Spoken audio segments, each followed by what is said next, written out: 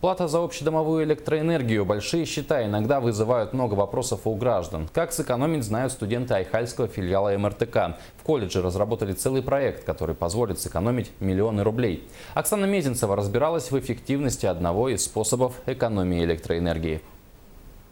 В этом подъезде одного из жилых домов установлены обычные лампы накаливания. Срок службы таких ламп небольшой. Менять приходится часто, это дополнительные затраты. Плюс тому, каждый месяц мы платим за общедомовую электроэнергию. Суммы бывают разные, для кого-то значительные, для кого-то нет. Кроме финансовой стороны вопроса, есть и другая. Как правило, обычные лампы накаливания без плафонов, а это пожарная опасность.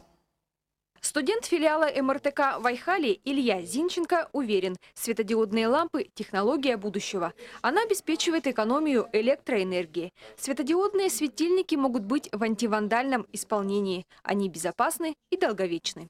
Они потребляют 40 киловатт в час. В день, получается, это выходит около 180 рублей. Светодиодные светильники, экономия у них в 10 раз меньше, получается около 18 рублей. В масштабах всего поселка расчеты, это выходит выгода около 5 миллионов рублей в год.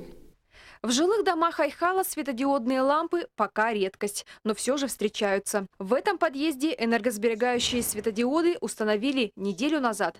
О большой экономии жильцы пока не говорят, но уверены, за общедомовую электроэнергию в этом месяце заплатят меньше. Илья Зинченко представил свой энергосберегающий план со всеми расчетами на поселковом конкурсе социальных проектов. Идею внедрить светодиодные светильники поддержал лично глава поселка.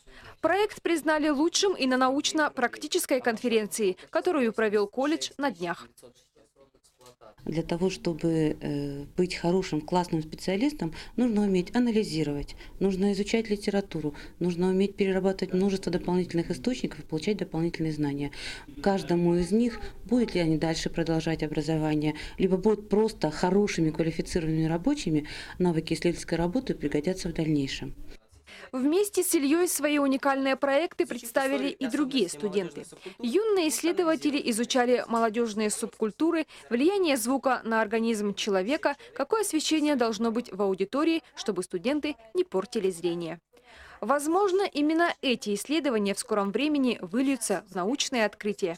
И список молодых ученых пополнится именами студентов МРТК. Оксана Мезенцева, Евгений Шаповалов, Александр Домонтович, телеканал «Алмазный край».